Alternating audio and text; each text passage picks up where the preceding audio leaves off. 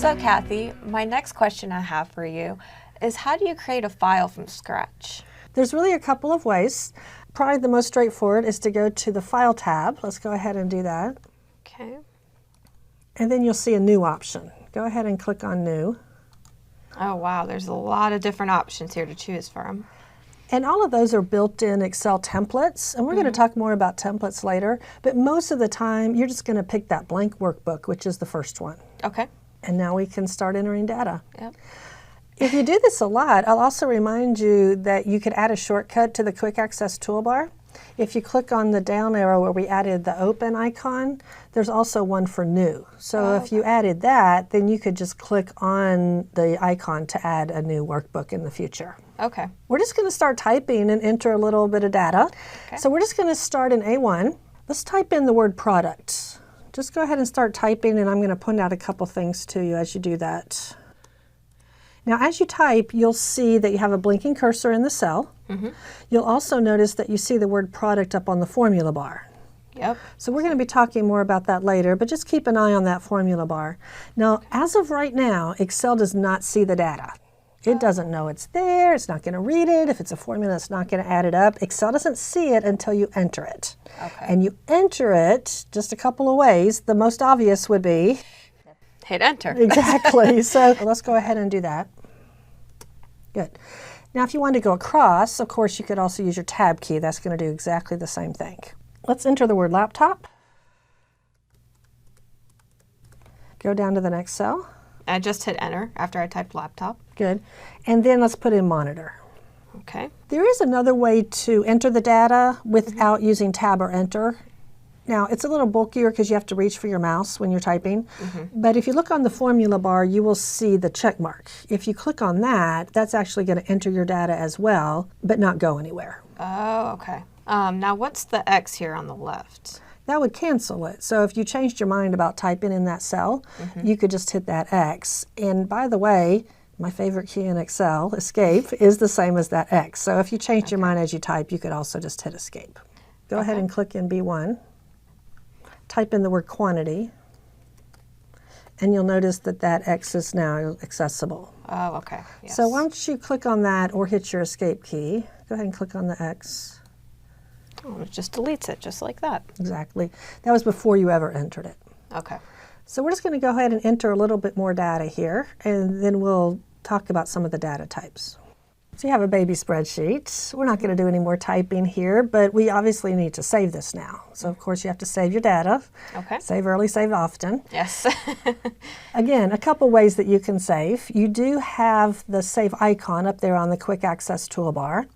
But let's go what I call the front door, the more formal way. Let's go to the File tab. And let's go down to Save. Okay. So the first thing we have to do is pick a place. And so we're going to browse down at the bottom. First of all, let's type in a name for it. We'll call it product data. Now, of course, you would choose the location where you want to save it. You would navigate through your folder system. But the other thing I want to go ahead and mention while we're here is notice right underneath the file name it says Save as Type. So what is it going to save it as? Excel workbook. And that is what you're going to use the majority of the time. So most of the time, this is what we do. But go ahead and click on the down arrow. I just want you to see some of the other options. There's quite a few. Yes, exactly. And most of them you'll never use. Okay. The second one has to do with macros. There's one for templates. And these are all things we're going to cover in later lessons. So we'll talk about some of those. Web pages. There's a way to save things in older versions. So for example, you'll see Excel 97 to 2003. There's a really big conversion in how Microsoft structured its files, starting with the 2007 version. So anything prior to a 2007 version, if somebody had that, you would need to save it so they could read it in the 97 to 2003 format. That's quite a ways back now, so it's not nearly as common as it used to be, but that may come up at some point. It's good to know. And then down towards the bottom, one other that I want to mention is the PDF. Are you familiar with PDF files? Yes. That just usually means it can't be changed or edited in that format. We'll often use this if someone doesn't have Excel or if we're not sure. If we don't want them to edit it, they just need to see the data. So it's a great way to send this to people maybe outside my organization, just so they see the spreadsheet, but obviously aren't going to make any changes to it. So we're just going to save this in the standard format, Excel workbook. Okay. And save. All right.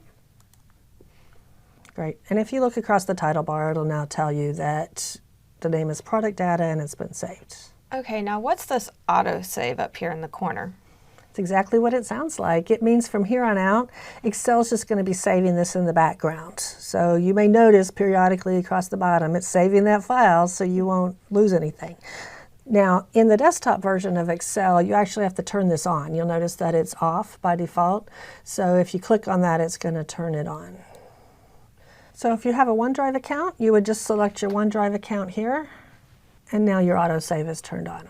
Now, I really love this option because I can't tell you how many times I've made a project and my computer dies or something happens and I lose everything. So this is awesome to have. We've all been there. I feel your pain, exactly.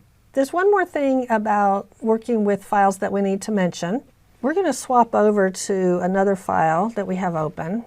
I want you to look at the title bar of this file. Notice how it has compatibility mode across the top. Yeah, what does that mean? You remember a moment ago we talked about older versions of Excel? Sometimes we call those legacy files. Yeah. So maybe somebody in your company created this file a long time ago and maybe nobody's used it, or maybe they've been using it but never actually converted it. So compatibility mode means that it's still in that 97 to 2003 format. Okay. So all you need to do is just convert that up. Now, you can still work in compatibility mode and you won't have any trouble most of the time, but there are a few features that are turned off. So unless it needs to stay in that earlier version for a specific reason, we just normally go ahead and convert those files. So let's go to the File tab in the Backstage view, and you'll notice that you have a button right there that says Convert, and it's telling you this file's, Excel knows, this file's in compatibility mode. Let's just go ahead and convert that. Okay. It's just giving you a quick message saying you'll be able to use new features and the old compatibility file will be gone. So let's choose OK.